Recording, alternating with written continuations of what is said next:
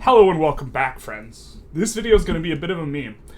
You see, we just hit 2,000 hours played in Victoria 3, and so what we will be doing is we will be reacting to our 1,000 hour video, which was a reaction to our 100 hour video where we reviewed the game.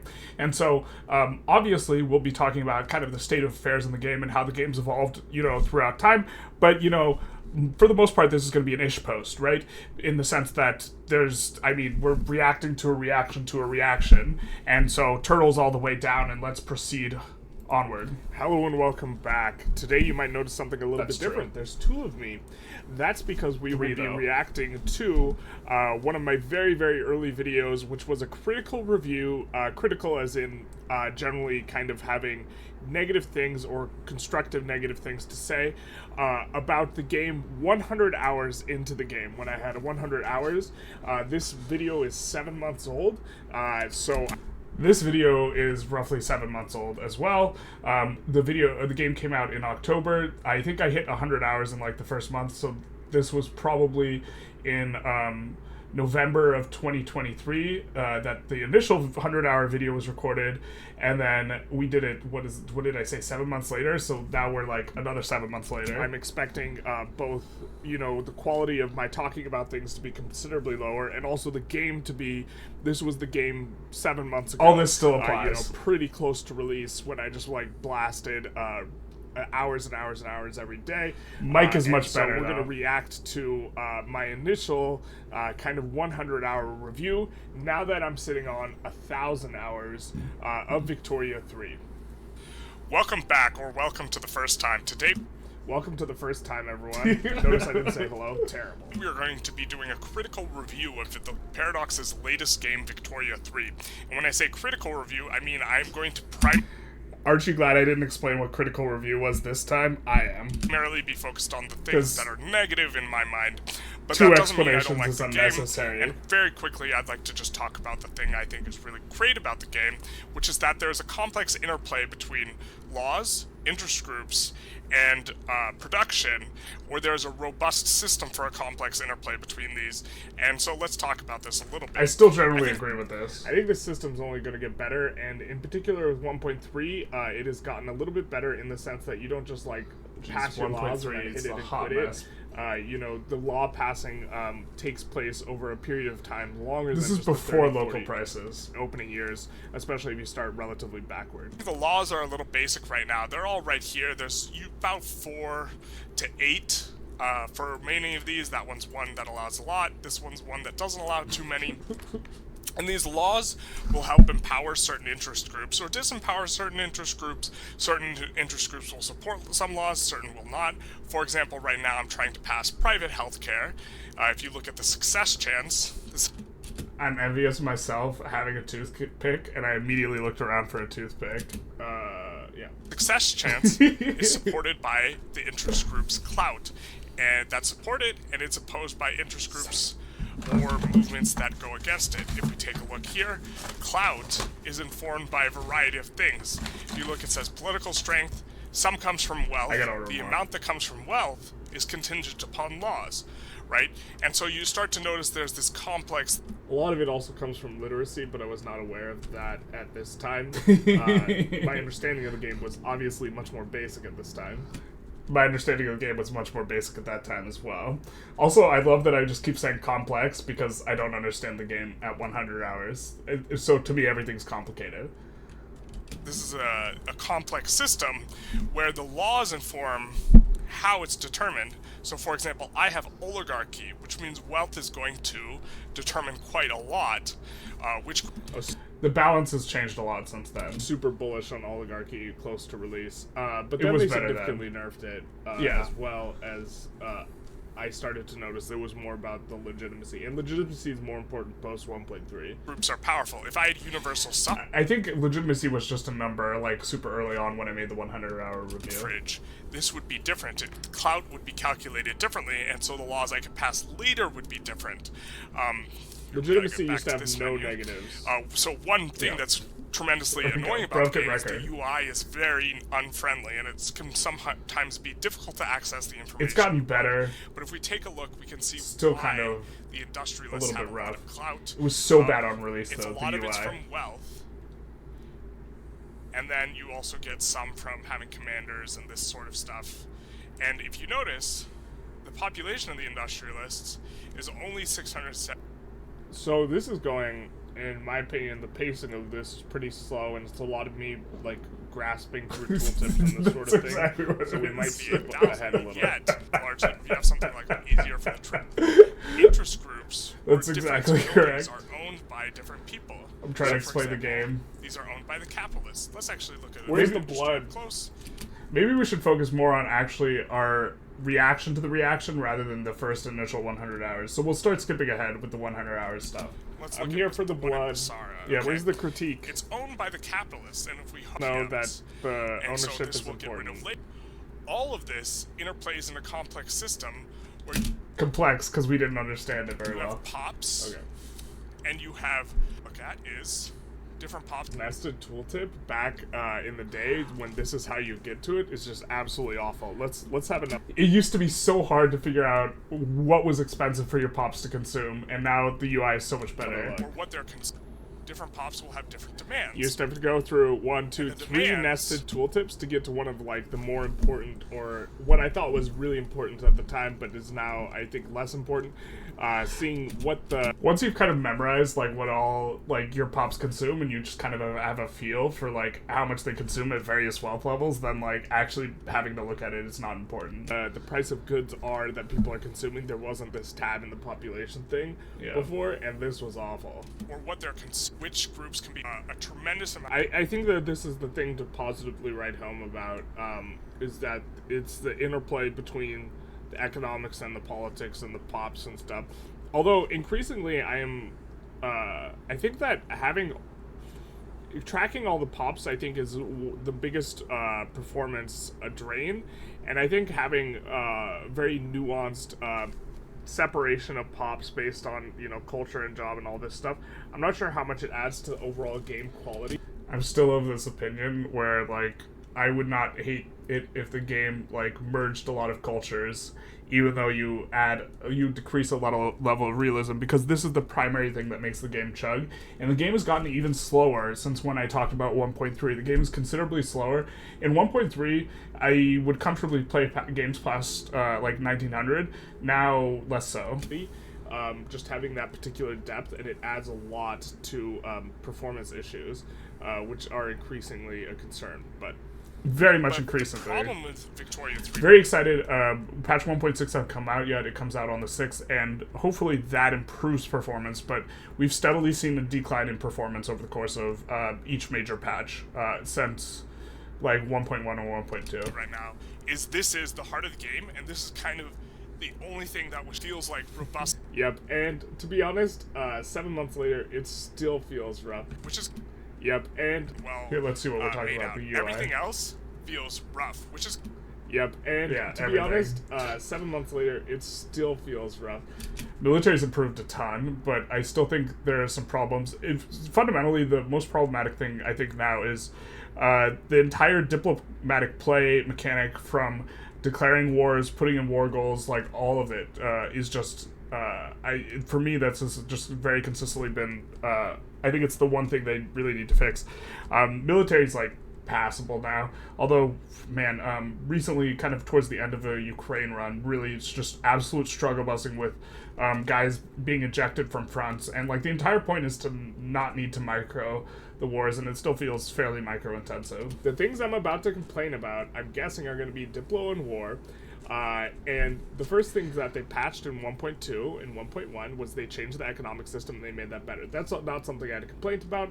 And then they changed the internal politics, which again was something I just went over just now, or I went over 7 months ago, but we were watching just now, where I thought that the system was already good and robust, and now we're gonna rip it, maybe, probably pretty cordially. It's kind of standard fare for a Paradox game, and I don't think this is necessarily bad or reflects bad on Paradox. that the rest of their game is pretty rough. So the first thing is...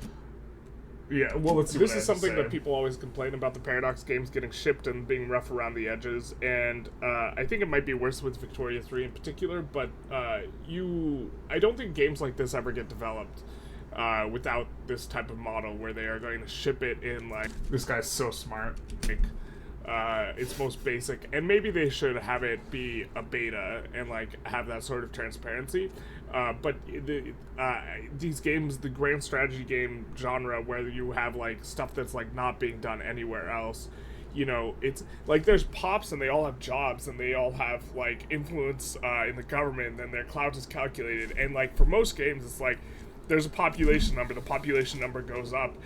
There's a there's like a commerce score and there's an agriculture score, and you just do stuff to boost these scores, and it gives you food and like gold, and like it's just incredibly superficial.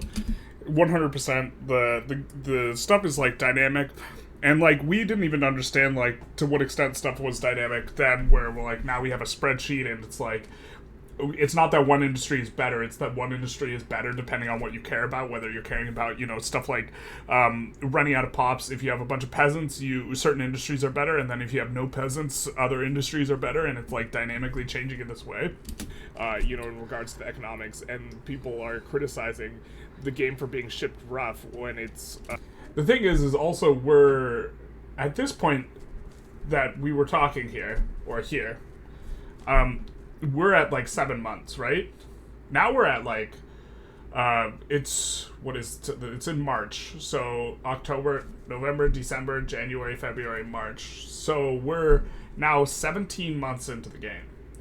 And to be fair, like some of the stuff still feeling kind of rough is a little bit rough. And so it's not that, what's the complaint here? It's complicated because I think that these types of games just don't get released except through this sort of iterative process where you ship like a product that is like got some problems. It's still got problems. There's some mechanics that are still really unfun and have been consistently unfun.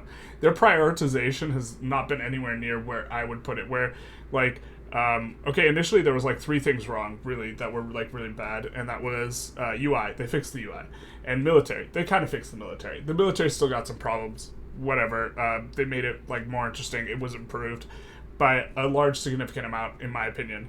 And then the last one is the diplomatic play is just sucks like really hard, and it still sucks, and it's like 17 months later, and like in terms of things that I think would make new players not want to play the game, the diplomatic play overwhelmingly was one. However, in patch 1.6, which drops on March 6th, it's like next week, they are improving the transparency with understanding which guys will side against you. And this is probably the singular most frustrating thing about the diplomatic play, although there's a lot to unpack there and there's a lot wrong. And so I think that the fact that they're improving this is going to be tremendous. You know, it's got these systems that are very complex, and they're trying to do something, and then what they have built around the systems are incredibly rough, and it's, we should talk about is UI and player experience. A lot of things okay, that are the very UI was important. the UI was so much worse on release. The information to have is hard to access. This is no longer true, but on release, for example, it's gotten better every single time. So between like the UI was so much worse when we first recorded our 100-hour review, and it was also so much worse when we recorded our 7th month 1,000-hour review relative to now when we're recording the 2,000-hour review. Except for you in the future who are seeing the 3,000-hour review. For you guys, the future is now. This is no longer true. At the time of the video, it was still bad.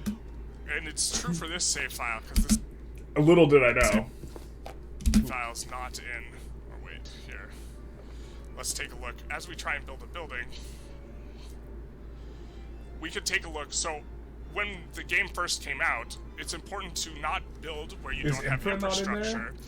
This tooltip did not used to be here where it says... God, the tooltip didn't used to be there. It's not in the freaking sort by menu off to the left. You used to not even have the hover tooltip. It used to be god-awful.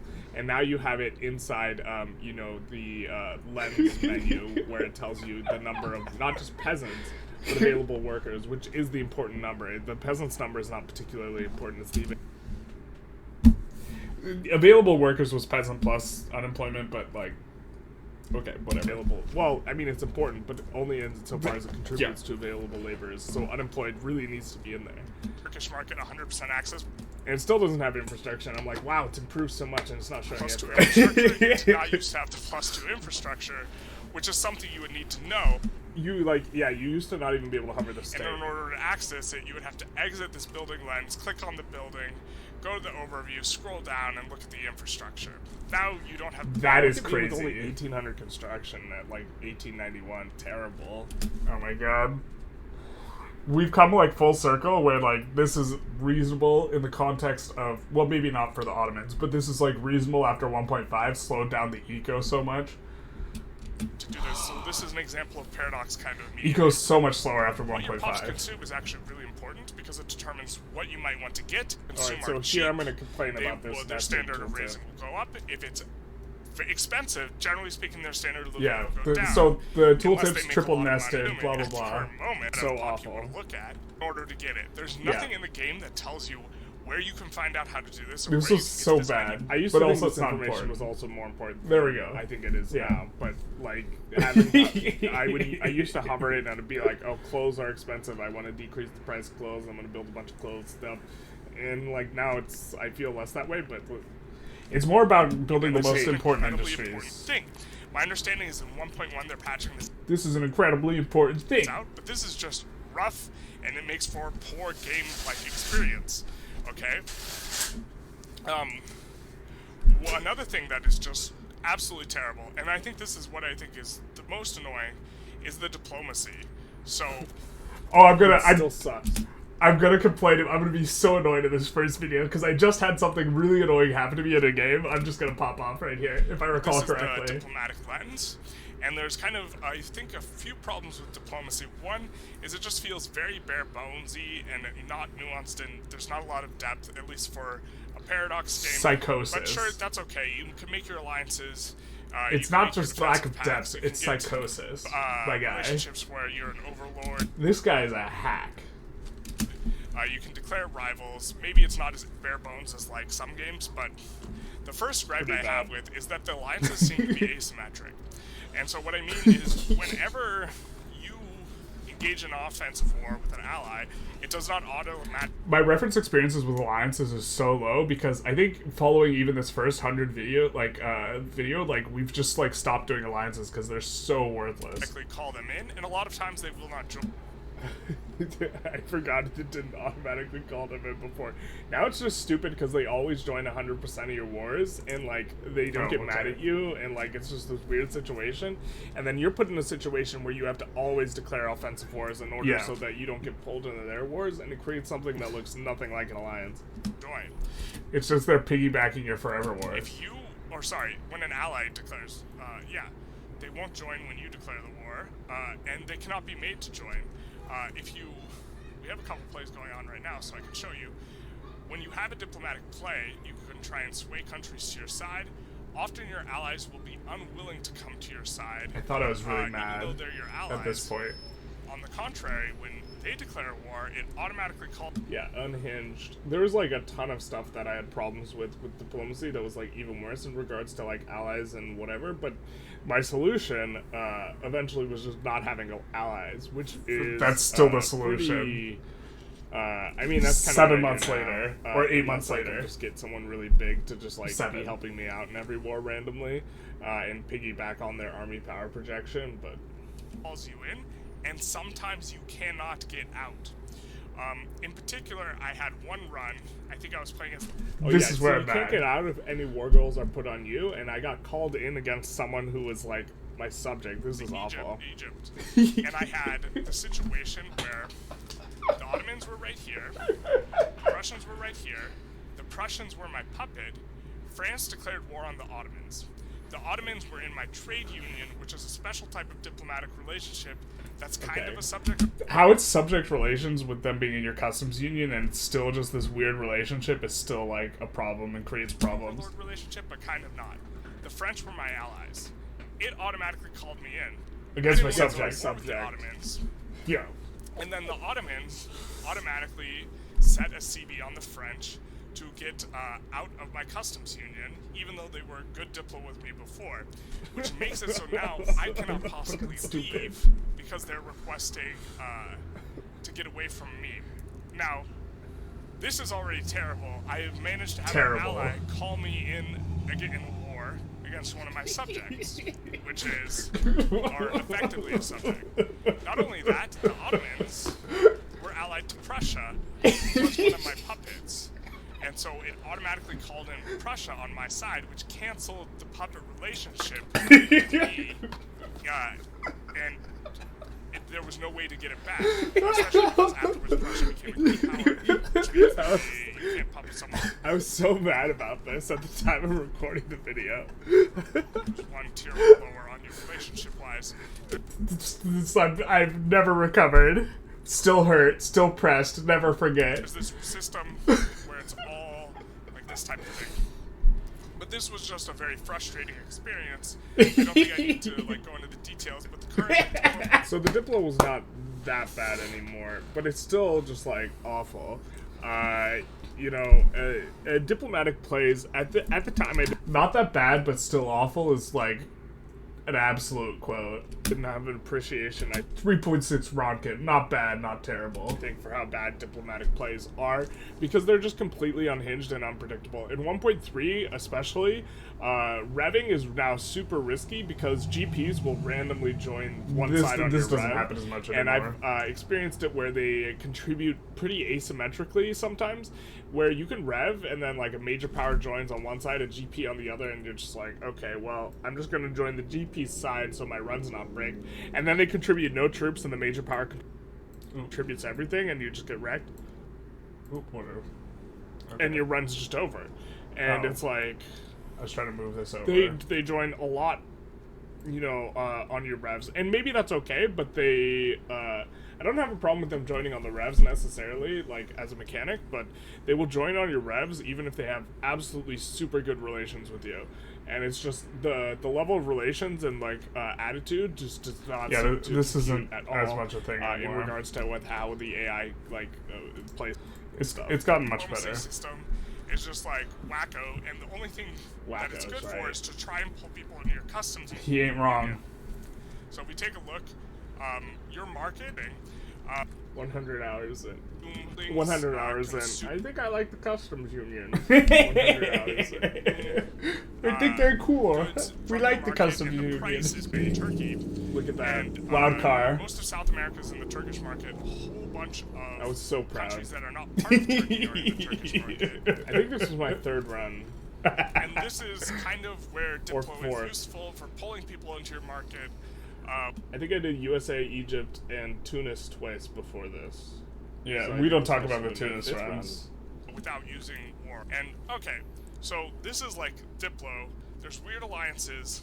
I think, despite it... Now you just call them in on everything, you just always declare wars, and it just doesn't feel like diplomacy, it just feels like this weird... Now they'll abandon extra you, so hand this you is have. improved. But it doesn't really do that much, but it helps a lot for army power projection specifically. Now they never help you. It makes people very likely to back Now they never help you, and then it like breaks your alliance, and it's like frustrating. down, more so than your ally actually offering a lot of help. Not, like, absolutely cannot assess. We're trying to focus more on 1,000 hour Generalist about joining stuff that they have a reasonable chance of doing. Although people will cut down to size you even if they have no chance. I think the idea is they're hoping to get more people, but they will also just psychotically join versus you. Like, Psychosis. It's bit, still present. They just make it play. Dirt. I can't... This is still my number one complaint about the game. 7 months later, is that the diplomatic play system sucks. Still sucks. And that it's very opaque, and there's no player agency, and you just It's getting less opaque next week. Yes, more transparent, probably. get shellacked. And, usually it means you like, if you're playing Iron Man or whatever, you just have to back down and eat the 10% thing, the paying the 10% of your income. It makes no sense. That's like an unfun thing. these GPs care that you're dominioning someone in Ethiopia. Like, They've since made it so that they don't care very much if you're going against unrecognized power specifically, and if you're playing on Iron Man, this is probably... They shouldn't care. Generally. And they're just gonna fight you over it. It's just, like, insane. But sometimes, in the Zhili or the Fractured China run that we did, they wanted our capital as the primary war goal. So you can't just, like, back down and give up your capital where you have, like, over half of your manufacturing. Like, it just... That doesn't play. Like... And it's just like literally flipping your Here's me being very annoyed about that. That was very frustrating. Who might join, who might what it says in terms of predictability, who might join, and that is entirely like black and white, where it says someone's either neutral or someone's likely to join. There's no numbers involved, and there's no chance to like sway people out. They immediately after joining against you, their attitude towards you changes and just becomes extremely hostile. So that like doing anything, you can't just capitulate to one person's war goals in order to get them out. I really hate that you still can't do this. I think that you should be able to negotiate someone out of the play much easier. To resolve them getting in there. UK wants to open my market or something. I can't just let them open my market and just give it up and then proceed with my war as I want it. Or who's going to join the war on one side. And so you get a lot of situations where you start a war that you don't really think the British are going to come in on the enemy side, and then they come... My pie had not been fingered very much at this point. We've gone through a lot of pie fingering at this point. I was a young lad in a... Send here. On the enemy Those were the days. My innocence has been ruined. Side, and then you're just hosed, and there's not really anything you can do except for back down, which gives them a war goal on you, and sometimes it's a really nasty war goal, and it's led to just kind of an unfun, opaque experience where you don't know. Still my number one complaint about this game. Actually, then my number one complaint I think seemed to be the UI, but this is... The fact that I'm a little bit of a broken clock and like 8 months later, like still like the number one things I'm complaining about are still the number one things is like a bit of a bummer. It's just terrible. Before you declare a war, you don't really have a good idea of what's going to happen. Now, the diplomatic plays go through this cycle where there's opening moves. Yeah, we know how more plays work. transparent. Yeah, I just wish it was more fair and what would happen. Or if you had like agency, or you could develop an ability to like go through people. We made that this point. Guy, for example, he's assigned to this. You need a micro.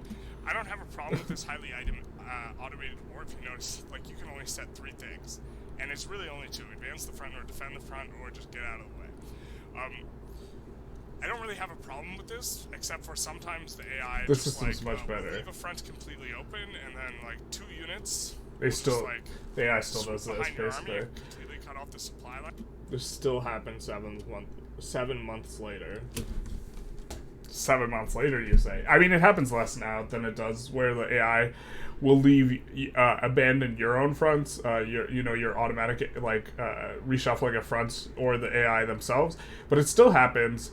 Now it's more centered around navally invading in strategic regions. They don't have any defense because they only defend the home region, and even then they don't do a very good job about it. This is apparently being addressed though in 1.6. Still a problem, which is actually why you need to micromanage wars that are important, where getting one full still time need to micro will it'll ruin your ability to enforce. But now it takes so freaking long to like do a landing. If you have a war goal such that you could be enforced below 0, it could just like brick your entire war. And so it's kind of pretty obnoxious with how long it takes landings to get in. Also, the decaying below 0 mechanic is just it feels so stupid. It feels like such a poor simulation, and not even just like a poor simulation where either you can be ticked below 0 war score or not, or war support or not, and then it leads to this. It from a gameplay perspective, it's not enjoyable either because it allows you to game things and abuse the AI because your war will never end, and then simultaneously the other way around, where sometimes the AI can enforce on you when when they're just getting absolutely crushed because they can decay you below 0 because they don't have a war goal or whatever. Force on the war, and so it's not because no one's on the front, and this just is an unfun experience, which actually leads you to weirdly micromanage the fronts when the. I think warfare is a little bit broken. Yeah, how naval combat naval works. Invasions is completely broken. Yeah, with the you like your navy and you like click naval invasion and then you try and land. And I couldn't land I back think then. in the latest patch, it's like not as bad as it used to be. I But think. it used to be just basically impossible to pull off a naval invasion. This is before we had the triple landing, which is no longer present. I'm about to talk about the triple landing. Homeboy didn't know about the triple and quad landing here. Maybe in a ton of convoys, and you get messages. Again, the thing to complain about most with this game is opacity. It just like The triple landing, you just get it for free. It doesn't, like, or it does now, but like at the time, there was nothing like in a tooltip anywhere that told you what insufficient support meant. It was just completely like insane. We were trying to land like a 200 stack with a 10 stack navy, and then we have a huge malice, and it was completely opaque that we had this malice. So you don't know if it's convoys or you need more boats or what exactly it is. It's just, You need more there's no boats explanation relative to the there's landing no team. tooltips, and in a game Yep. where there's like as much going on, what's going on or what's happening in terms of being very suited. Or let's put it like this: the first 50 years of the game feel pretty nice, and the last 50 years of the game. I can't even get to the last 50 now. You don't say, my guy. Yeah, I still can't get to the last 50. Performance has just like gotten worse every single patch. Performance has tanked so much since 1.3. You start to feel wildly unbalanced. You can get to the point where you have so much construction capacity that you're just like infinite building, and you're. I'm talking about infinite building at 1.8k here instead of like 30k. In a way that just way outstrips.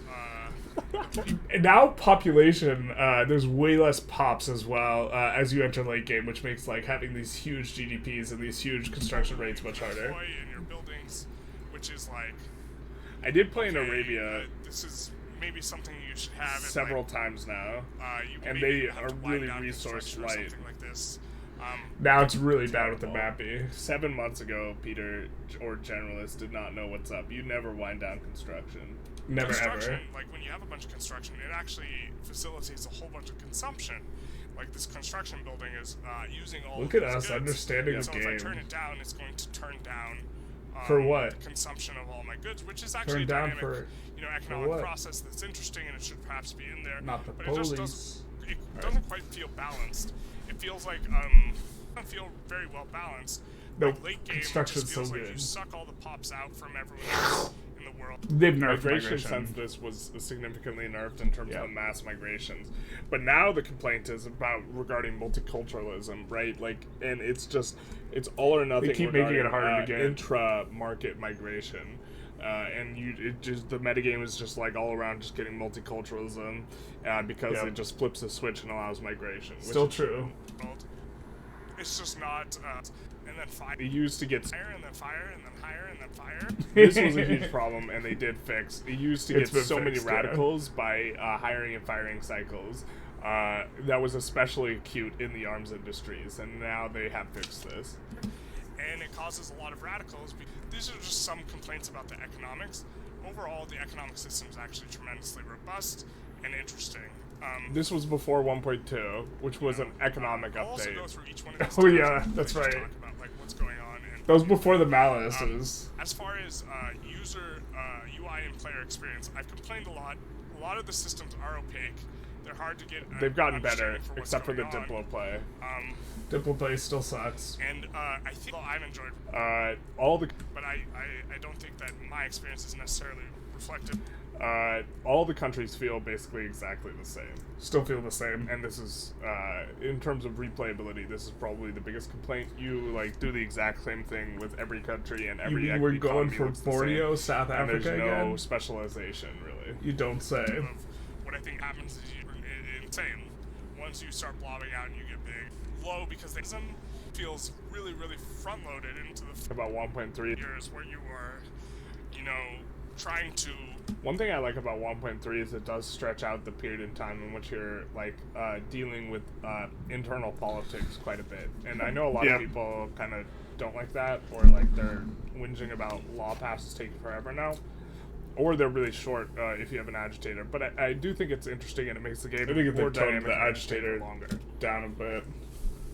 Balance I agree with that, though. laws Intrusion 4 on the laws you want. It's a matter of playing like Building Simulator where you're just building more and more buildings. And so I think that the late game experience might not be that good. Also, the late game gets super choppy. Like more than a normal Paradox game. I wish it was this choppy. I wish it was 1.3 choppy. Without the auto queue, like building the railroads was actually a lot more annoying. Like building them all by hand everywhere. Oh, that was awful. You used to have to try monitor construction and just like by hand build railroads everywhere. This is before the private construction queue, which is like of late been bugged out, but I know they're working on it for the first patch, but these are just some complaints about the early patch. Yeah, the computer chair is dead. Let's quickly go through the tabs. I think I've talked this about computer chair is dying now, politics though. Or the laws. We'll just go through it again really quick. It turns out being over 300 pounds does a number on your computer chair. Initially, is you have to put the leader of the. This is also when legitimacy didn't give you any bonuses whatsoever, and so it like really didn't matter once you had all your laws in place. You just get your laws in place and then cruise on whatever legitimacy you wanted. What's law enforcement look like? Okay, tax your pops more or less, but if you tax your pops more, they actually consume less, so that drives down demand for goods. God, we felt so clever here. In your market. Silly generalists didn't understand. You just you drive down the consumption of all your pops, but you drive up the consumption of construction materials. You just crank construction. Look at this guy with a positive balance. And it also lowers the standard. This guy's absolutely right about the other guy. Living for your pops, so you have more regressive. So when you up the bird. Despite them being regressive at the start, I still think the beginning is actually when you want to tax the most or have the highest tax rate. It increases the pain for the poor more. You can also have taxes on consumption, and you notice there's tons of other taxes here through various taxes. Yeah, we're going to kind of skip through some of this. They've changed this. An extra little gamey, it seems exploitable, but whatever. Okay. Building is where it's at. It used to be way better than paying more guys more. And, building is where it's at, though. This guy understands. You use technology to get different production methods for PMs. Take a look here. This generalist is struggling to explain some stuff. Like in this PM, 100-hour generalist didn't understand the game too well. Armed forces rural folk. In the later ones, use machinists and engineers. Yeah. Which belong to the building, which interacts specifically with the pops. Yep. And then you have it to be as realizing that 100 hours in cheap as possible. A lot of times you want to. Well, look at me realizing that 100 hours in. Intentionally make goods cheap. And a lot of times when you're trying to figure out what you should build. Yeah, this is like what everyone thought really early on. You're trying to make everything cheap, but that just kills your... that's how it is with a lot of other games. You want to make goods cheap. That's not the way with Victoria 3. Because if every good is cheap, this depresses your economy. You would rather all your goods be plus 20% price than minus 20% price, for example. Although what you really want is you really want price equilibriums. That was beyond gray shirt generalists, though. And certainly white shirt generalists. What's expensive and you just build what's expensive. You're trying to figure out what you should build. You just go into the market tab. No. What's expensive and you just build what's expensive because you know anything that produces that. Don't stop. But going it's more complicated. You don't build like that anymore. You build more wood. Expensive. So I'll give an example. One example is chemical plants. Sometimes you want them to be expensive because chemical plants. Fertilizer. Yeah. Used to hard export fertilizer. You always want fertilizer to be expensive. First of all, if fertilizer is expensive, you can build more chemical plants. I thought it was. Yeah, I'm going to talk about disempowering the landowners here. This allows you to drive down the price of explosives, and maybe you want. Just in terms of my content here, I am super tangential and really not focusing on the review part. I'm just like, I'm spending way too long on the examples. You don't say. The price of explosives to be low because you as the government have to pay for explosives, whereas you don't have to pay for fertilizer. This is like kind of a factor, but it's really not. You want it so that the fertilizer, the chem plants can be more profitable, and so that you can have like a... And also when the fertilizer is expensive, this made the grain places less profitable, which disempowered the landowners. Supply of explosives, and it partially now the building's bifurcated. The government's paying, but a bigger part of it, I think, is that the ownership profile of all your buildings is better when fertilizer is more expensive because you have less grain-oriented stuff, which is owned by the aristocrats, and you have more you know, chemical plants, for example. Man, I really want a toothpick right now. Because your chemical plants can be more profitable. Since really out this of video, I've toothpicks? started to not use the ranching PM that gives fertilizer, just to try and keep fertilizer prices It up. currently I'm uses not the second 100% sure PM. that's correct, but that's what I've been doing. I'm Pay not for sure it was explosives. correct either. In my instance, I think I'm paying for it, for construction goods. Okay, so that's thing one. Yeah. Which you also pay for the government, which you kind of care about, but like not a lot. Landowners use fertilizer to make crops. If fertilizer is expensive, Here it you is. use PMs that use a lot of fertilizer with the landowners. And these PMs or production methods will I thought this was so make cool. a ton of crops, but because fertilizer is expensive, the landowners will be less profitable. They'll be more poor. Yeah. They'll have But less we get power. the idea. Yeah. We kind of explained that already. Size the railroads in order to get infrastructure. This is true. So if the price of transportation is high, which is this good here, then the railroads will be more. My kingdom for transportation not being a local good anymore, man. It's annoying that I think this is still the game. Places will not, as long as they're profitable, they won't decrease wages, even if you could Now they still won't, but they won't like balloon up in the first place anymore. pay less for the wage. I think this is still in the game, but it in specifically on the railroads, it can lead to situations where, you are paying. It doesn't decrease your subsidies when you make transportation more expensive, which it ought to, and it does, but only if the buildings are not profitable.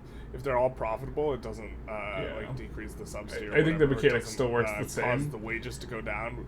And if the wages went down, then the net balance would be better, which would require less of a subsidy. Wages don't really balloon up anymore.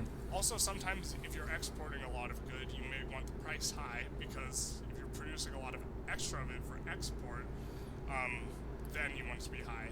And God, we this take video's gonna be here's long. the trade, it's just people The inputs. profitability There's a lot here. of trades, Yeah, but let's skip I believe ahead. Inputs. In particular, now I think it's actually reasonable to export wood and iron early on, but then you transition to importing it.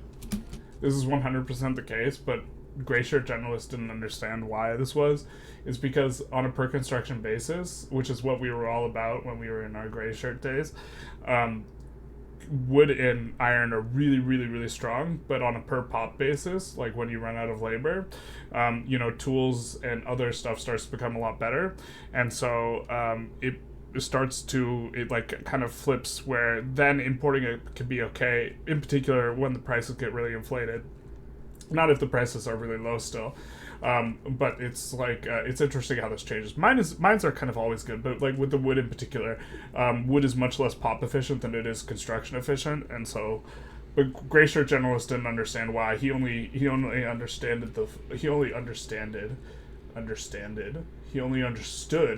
the feel about how exporting the resources early felt good, and that it didn't feel good later. Military tab, very, very simplistic. Yeah. If you go look for your military, We're gonna whinge about the military. tech, implement the tech, and then go smack someone around for something. You can't really do that. Now it's like a lot more clicking, and I'm not sure it adds more depth, because now you have you can make your different units. I was super bullish on this when 1.5 came out.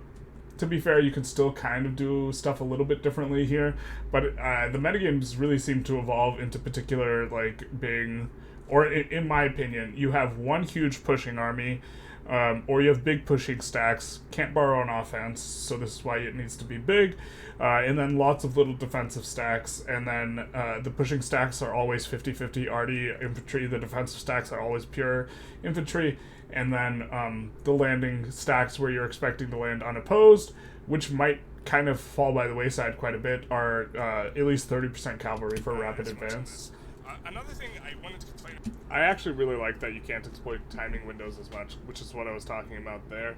But I think that you can leave a barracks on level 1 and then have it on the good PM and then rapidly build up the barracks. Of course, this has been nerfed in 1.3.5.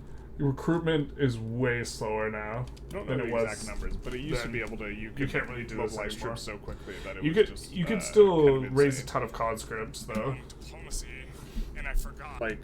Some type of mechanic in Victoria, or not Victoria, in European Universals 4, military tradition or something. I think there should be something like that for Victoria 3.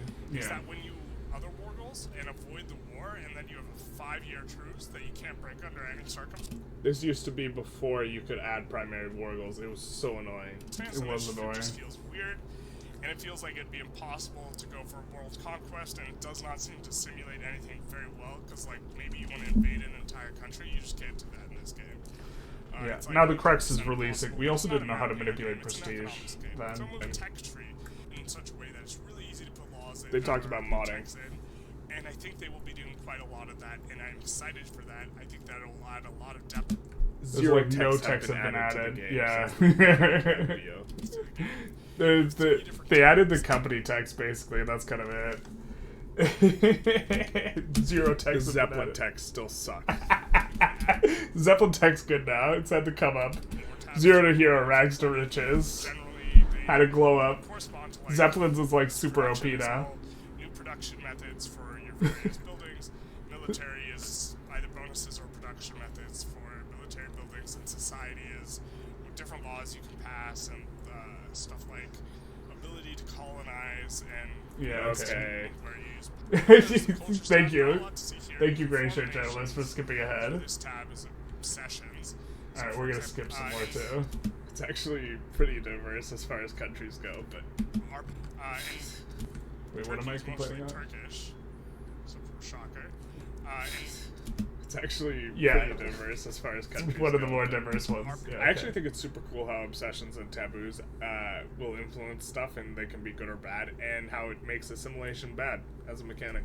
Because you don't want to assimilate, except for performance reasons. You want to assimilate for performance You reasons. want to assimilate, you do not give a shit about, you know, obsessions all your being props mildly are obsessed good. with the same thing that's bad for their Terrible. consumption profile. Everything's Bad about for their performance. SOL. This guy doesn't understand what's important. No, That's not what you're trying to do. You're just trying to cry as little as possible. Because Yeah. they will overconsume, like, this is really just the crux of the issue. Not just in Victoria 3, but life. You're just trying to cry less. luxury furniture. The price of it will always be high relative to regular furniture, which will prevent building of more of the buildings because the buildings won't be profitable enough, and they will be over-consuming a good that's more expensive, which lowers their SOL relative to if they didn't have the obsession. We've since developed our opinion on obsessions, and it's more like you would actually want your pops to overconsume a particular good if this good is more efficient. So like an opium obsession is actually really good because opium is incredibly inefficient PM, and so you would prefer to have an opium obsession. I think that more will get added to this sort of thing, but right now cultures do not seem to be... They still don't, and this... An obsession. Cultures are also like what is expensive in terms of game performance, which is like really obnoxious. The only thing it cares about is acceptance and migration and like this type of thing. And like this is what we're paying for, just to be clear, is the bifurcation of cultures. If there was one singular culture in the game, well, that's perhaps an oversimplification, but if we made the cultures like Asian, European, African, or whatever, then the performance would be way better. Obsession, in particular with automobiles, can be good, as well as obsession. Automobiles sucks now. Porcelain, maybe? Let's say. The population tab kind of gives you a rough idea of what's going on with pops. It does not feel that user-friendly in terms of looking through. Nope, we get the census one next week in patch 1.6. Still doesn't feel... I can go through what's going on with that. Never go through this stuff. Like all this stuff, political movements. And... I never go through this stuff, and my understanding is this stuff is specifically what is the biggest performance hang up, and so I wonder if they should just massively overhaul the pop system to make it a little bit simpler. Still some level of depth, exactly but the point. not as damaging to performance, because all the calculations are for all the different stuff, because we need to calculate for the Albanian Sunni clerks in each state. So the Albanian Sunni clerks in Castum, let's call it in Lower Egypt, we need to account for them in every other place. We need to account for the Greek Sunni clerks, the Greek Orthodox clerks, just every single different variation of everything, and it's and it's not just clerks, there's laborers and all this stuff, and so it's a lot of calculation. This sort of thing, I didn't even know what to say there. But this is buried deep in a ton of information and might be like hard to access. Importantly is like standard of living, like yikes, these guys are starving. But this just feels like buried and opaque and hard to find. Not that you necessarily need to access a lot anyways. Okay. I don't know why I find a lot that of this funny. stuff matters, especially... What did we find funny? These notably turn into pie charts if you want them to. And, okay. I don't know why I find A lot that of this funny. stuff matters, especially... Pie charts matter. Critical strength. But, you By know, kicking him for a toothpick. there's That toothpick's so much to say. flavored. The journal seems like something that is just...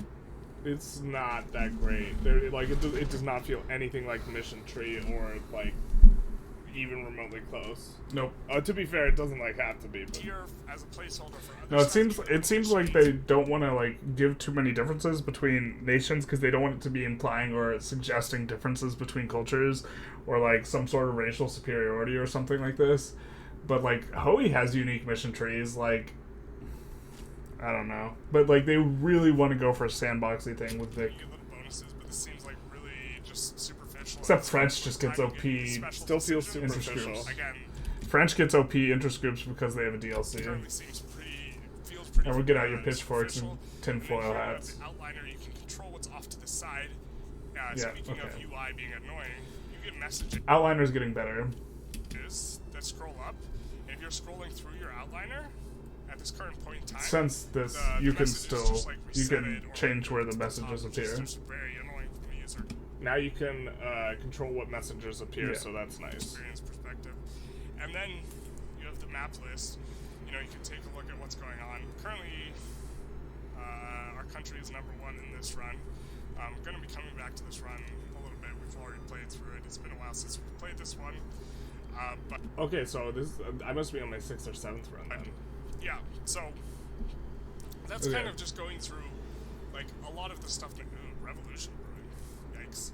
Just going through a lot of like the basic stuff in the game. Overall, Yikes. my assessment is that the game is not very well polished, and Still not. you Still know, not. 7 months later. a lot of the lack 15 of months polish is not necessarily in the It's way better, the though. country interacts with itself, but it's just That's such a weird clause. any sort of It interaction with is. other countries just feels bad, both from the diplomacy and the military. It just like does not feel good at all. And then secondly, the Yeah, Diplo is like still a hot mess. I mean, they're supposedly Still fixing so. it, but like it's going to be a year and a half until they have the. Hey, it's diplomacy like a DLC. year and a half now, except And so the DLC was slotted for now. It's been pushed back. Like earliest, I would say was probably like mid-May would be the earliest. Would be my guess. I don't have any insider information on that. I mean, trying to Ugh. be simultaneously critical of this game while liking it is such a weird feel because like Yeah. it's like gonna be a year and a half Remember, the objective is to minimize crying. up until they make diplomacy like feel This is the any meta. sort of reasonable. But I also like the game, so like I don't even know. there's a lack of polish towards the later years of the game where stuff starts to break down and the experience starts to not feel as good, and it just kind I'm of shocked we haven't Now hit an performance ad. is worse, but the law passing dynamic is there for a little while longer. Overall, I'm happy with the agitators, but I can't Yeah. play past 1900 and 1.3. starts to They feel haven't like the added same type of agitators, and experience. we really like This- hate this playing is to kind of 1900 my now. impression. The past 900 hours has not changed that impression very much. What was the And that impression? starts to feel like the same type of experience. Oh yeah, everything Or feels the this- same. This is Definitely. kind of my impression. The past 900 hours has not changed that impression very much. I've And I invaded think a lot South of Africa flavor like and at least 50 dynamism times needs to be now. added to the later parts of the game. But Still not there. interplay- What needs to happen is it needs to feel like Yeah. you're slowly like building up some sort of tension towards a world war. That would be super cool. Where like things are That would slowly be cool. progressing towards that, and like there's this sense of like impending doom and like preparation. Yep, and, yep, like, yep. exploiting people while it's the good times. Pop at off, least for us, sis. not for the exploited. You tell like 'em. this type of thing. Gatekeep girl boss. between the economics and the Gaslight. political system is a very interesting and robust system God, that I've said puts robust more too stuff many in balance, times. and then it'll be really, really good. So I actually think that this game will be crazy good and interesting. They have added a couple more laws. But that right now it's I mean, it's very interesting right now, but it's like medium, and if you have a low tolerance for extremely frustrating situations, in terms of not being able to access the information you want, and like the diplomacy just being screwed, then maybe don't play this game. And then if the economics is also if you play grand strategy games for war, don't play this game. Play grand strategy games for like. That's still my attitude. If you, I have a friend who I like won't recommend this game to because of that. are here for the warfare, don't with this game. Then this is a great game. It's kind of like the assessment overall as I would make it. Feel free to add anything or in the comments or like talk about it if you have. Which generalist was kind of ideas best? about what's going on or what you Gray think. shirt, white shirt, black shirt. Like here's another thing: is like these. One shirt, two shirt, red shirt, blue shirt. So many Civil War with tangents. each other forever. I can't. Oh, this outro was the so video. awful. You used to be able to have civil wars and then civil wars inside the civil wars, and it would just fragment the countries into a million pieces. And with the countries with zero military, they'd never get resolved. Divisions to conquer. They were too poor to make Like another divisions to example win a of war, just Yeah. It's a little buggy and annoying. and they would never win a Where was I white going peace. with this? Yeah, I was kind of just wrapping it up in terms of the game seems quite good for the economy perspective, but not as good for the other stuff. And so, depending on your interest, this That's still my evaluation. might be Yeah. a very nice game, or it might just be like a frustrating. If the game was 100% just Victoria 3's military, like the game would not be fun, right? But it's been fixed in the sense that it's a lot better now. But like, if it was still just, if you had to isolate just like the military aspect alone on the game, like you would definitely pick other games over this. So it's still definitely like, eco. Experience, because a lot of stuff just feels unpolished. As far as Paradox games go, it seems like alright on release. A lot of them feel not very good on release, and so I don't know what White Shirt's talking about, because I know White Shirt has not been playing like a ton on release. Well, actually, no, he just played CK3 on release, not too far before.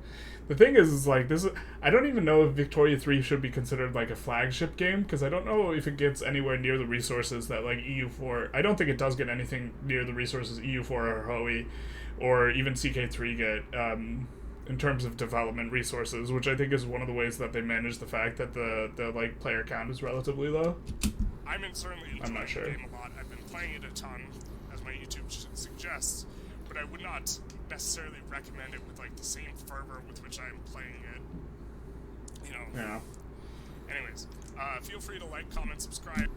So, I didn't rip on the war as much as I thought I would, and I've like come to appreciate more since this time how bad the war really is. You know, war and Diplo 7 months later have not been fixed. You know, I'm not meaning this to be like a 1,000 hour review. I was thinking of doing that video, but this is just a lot of the problems are still the same as they were when I had 100 hours played 7 months ago. 15 months ago now. I don't. Yeah, I'm not sure there's too much to say on that. Other than they're fixing it, but it's like Yeah. the Diplo, like, so the warfare is ostensibly going to be fixed in 1.4 and 1.5, which are the next two patches. Followed by the DLC. Much better. Or sorry, the warfare is being fixed in 1.4 and 1.5 allegedly, and these are the two upcoming free patches. And then 1.6 is going to be the, you know, patch for Diplo. It's since changed. 1.6 is like an intermediary patch. And supposedly they're going to make it good, but that's like 1.5 years after release practically. Yep. And it's like, it's kind of rough because I think Paradox has a development cycle that's not like a normal game, but like also like, I think this is 100%, like whenever anyone rips on, well, other games don't release in like this condition, it's like, dude, like the scale of like what the game is trying to do is like fundamentally different, and the game needs to be developed through like an iterative process, and like, I mean, like, would you rather they release it like 2 years later, way more polished, and the game literally cost 4 or 5 times the price or something like this, or 3 or 4 times the price? a lot of these systems, like with the warfare in particular. Yeah. Can you guys see my mouse? Go here? on. No, you can't. Okay. Well, with the warfare in particular, I would rather just it be some auto resolution thing. Than Same. like Still, what it is now. The warfare is pretty bad, and the warfare's not that bad it now, hasn't but improved. And actually, my two biggest complaints, it's kinda gamey, though. It's a little bit disappointing Not as because gamey, I 7 months suppose. ago, I had basically 3 large complaints. Yep. The UI Pop was off terrible, the Diplo is terrible, and the war is terrible. Now, to be fair, the Diplo has improved since this video was made. The AI is not as psychotic when you're in an alliance with them, and there's not weird things that cause you to break Now your they're kinda subjects, psychotic. It's not as which bad, I was guess. really annoyed about then. That's fair. They have fixed some stuff. The I was AI is impressed. also better about joining wars and this sort of stuff, so there are some improvements. But the diplomatic play, as a game mechanic, is the most frustrating game mechanic in Victoria 3. And the presence of the diplomatic play and just everything being completely opaque and there being no player agency is why I don't recommend this game to my friends. Now it's about to be not opaque only to my next enemies. week. No, Frenemies. I still like this game. I still think you need to evaluate it on a certain axis. But like for the mainstream person, like I think the diplomatic play will be like, I think that's where people quit. When they get I made this exact point like way Diplo earlier. played and GP joins against them. I think they load and then they declare a different war and then a GP joins against them and then they're like, I'm done. I've had it up. Just like no transparency. and, but now there will be. You know, it's like big completely nice. opaque and it's not a fun experience. And I complained about this here, and it's still the case now. Warfare, I complain about here, and my opinion of it has only gotten more harsh as I have encountered more and more stuff that is just very immersion breaking and incredibly frustrating. And the entire point of war was that it was supposed to be in the background. It very much is not the case, right? Yeah, kind of. It's still, One of the problems is there still needs to be some sort of core fundamental gameplay loop as you like enter late game, and like if it's going to be building buildings, then you can't take away that part of player agency. And if it's going to be like that's has this a different oversimplified point. thing, but it's this oversimplified thing that you need to micro, which is like very much not the point. I do like the idea of the systems, and I think they'll be good eventually. I think they're going for like a simplified Hoey, which to me seems fine in principle, especially because I think that they, in the long view, want to have a World War I thing where having fronts is going to be good. Like having an automated front system is going to be good. I assume there's going to be some mega World War DLC or this type of thing with a World War mechanic, something like this, because World War I is in the time frame of this game. But you know, the pacing of them fixing this, to me, like looking at this being 7 months later, is 15. not ideal. And I don't like to bag on the game because what I've commented on this before, but I have a sneaking suspicion that the amount of development that goes into Victoria 3 in terms of resources is quite small relative to the other flagship games. Victoria 3 is doesn't even qualify as a flagship game, I don't think. I think it's like implied that it's like a flagship game along with CK and like Europa Universalis and Hoey and this type of thing, but I don't think it's there. I think that people had the attitude that it was going to be there on release, and to the extent to some extent maybe this is what people should be mad about, that Paradox was making it look like a flagship game. I don't think it's a flagship game. I don't think it has a lot of dev resources. And so I think you should expect slow development. I also think this is fine, because the reason Imperator was such a problem for Paradox was not... It's this like principle where like there's like this story of like a business guy who hires a guy, and the guy makes like a $3 million mistake. He gets called into the CEO's office, and the guy's like, oh, am I fired now? And the CEO's like, fired? I just spent $3 million training you. I think they just don't repeat Imperator because they learned from Imperator, right? But I think that one of the adjustments they make is like significantly downsizing resources when the player base is like uncertain or small. Because it wasn't doing well, although it was doing worse than Victoria 3, even though Victoria 3's numbers are still on a negative trajectory, which, I mean, I suppose we could take a look at right now. So they've been on a basically continuous negative trajectory with little bumps, kind of whenever something gets patched. But it's just been a slight negative trajectory. It's generally kind of flat though for Victoria 3. But despite this, the main problem I think with Imperator is Victoria 3 now has some like positive bumps, but like the overall trajectory now is relatively flat. After some positive bumps, I think it's up slightly from the 7-month that period. They were just sinking a ton of resources into it. And I think the way Paradox does games, they have to develop them over the long haul, and it would have been much better if they were sinking way less resources into Imperator. Imperator was getting fixed slower, and they just didn't have to pull the plug on it, right? And so I think that this might be what they're trying to do with Victoria 3, where if Victoria 3 is not generating the numbers, they're not going to commit the staff. They're just going to slowly develop it and hope that this core of dedicated players floats the small amount of development the game is being given. I think this is the strategy. And I think that it's probably better than the strategy of we need this game to succeed, otherwise we're getting our fingers getting pied. And fingers getting pied. I think that maybe it's fine, but like the pacing is Generalist versus the English language. I think that if I had talked to my 7th month ago 100-hour review self and told him that the game was going to be in the state it is now, he would have been like, what? What do you mean? I think we've maintained our level of cynicism at this point, where I think if I told 7-month Generalist this will be the state the gaming would be like, alright. Okay, I get it. What do you mean that, like, the diplomatic play is still going to be the most frustrating experience ever? What do you mean that warfare is still going to require micro and it's not really a hands-off war? He will also say, what do you mean you can land very, very easily with just 3 boats? He would have said that. 3 boats in a dream. Can't do that no more. Kind of my rejoinder here is I guess I am disappointed. I have released and in Dev Diaries defended the game generally, but I am disappointed at the pace after having watched through this and thinking and just like realizing how long a lot of this stuff has been a problem. They fixed kind of one. The pace is admittedly slow.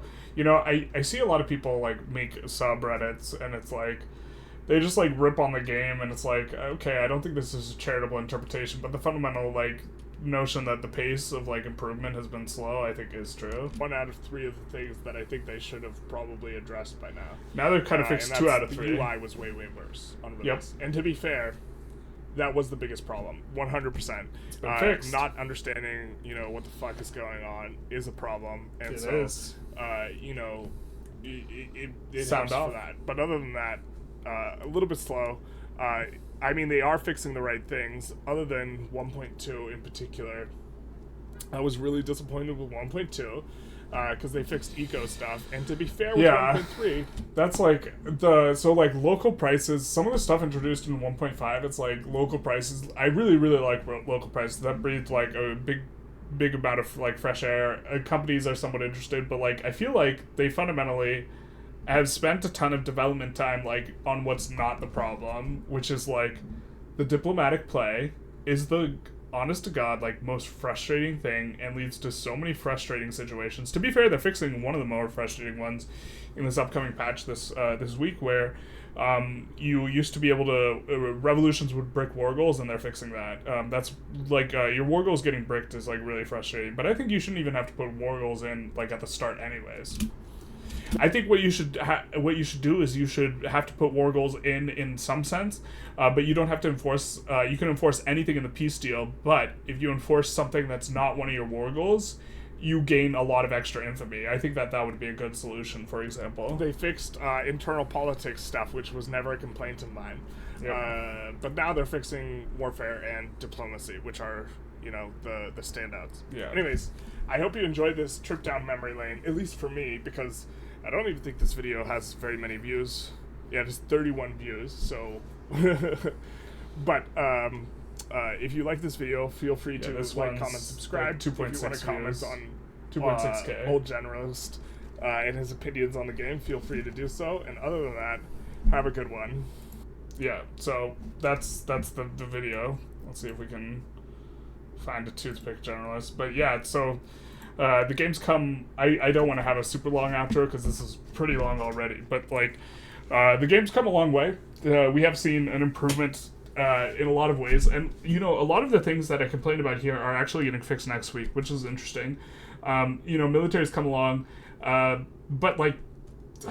The timeline seems like I don't know. Well, I'm not involved in game development, so it's like one thing to like me talking about how fast games should be developed. It's like this is not fundamentally something I know about, like, or like, you know what I mean. This is not my area of expertise, or like the.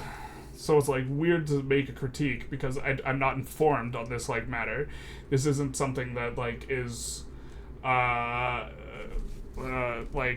I don't know. Here we're gonna just play this muted. But like this isn't something so like but like at the same time, like, man, I was expecting the game to like really like the third thing to get polished by now, and it's not getting polished, which is a bit of a disappointment. But like, I don't know, are we gonna make a video 7 months from now and it's like everything's fixed? Is everything gonna be fixed by then? That's the hope, right? The hope is Spheres of Influence kind of puts everything in a nice, neat little package, and the game is great. And I suppose we'll be seeing that probably, my guess would be in April is when we're going to see Spheres, and see if the diplomatic play gets fixed. This is fundamentally the biggest problem now. Warfare has improved dramatically. I wouldn't call warfare fixed. I think that's a little bit too far from, you know, white shirt generalists' time, but it's certainly much, much better than gray shirts generalists' time. And so in that sense, it's been dramatically improved. I think there's some aspects of war that are like, a little bit problematic. There's still like a ton of bugs with various things, some of which are getting fixed next week, but like really the diplomacy is like, the diplomatic play itself is just painful. It's really, really, really painful as a mechanic. And so I hope they fix that. But I hope you enjoyed this. Obviously, this is a bit of a meme video. I don't expect many people to get to the end of this. This is real long. And like, the idea of the video to me is probably much more entertaining than the execution, which is that every 1,000 hours we're just going to watch this and it's going to become this Frankensteinian abomination with like 5 generalists all in a circle. But, you know, it is what it is. So if you enjoyed, please feel free to like, comment, subscribe. Let me know which generalist is most handsome. And other than that, have a good day.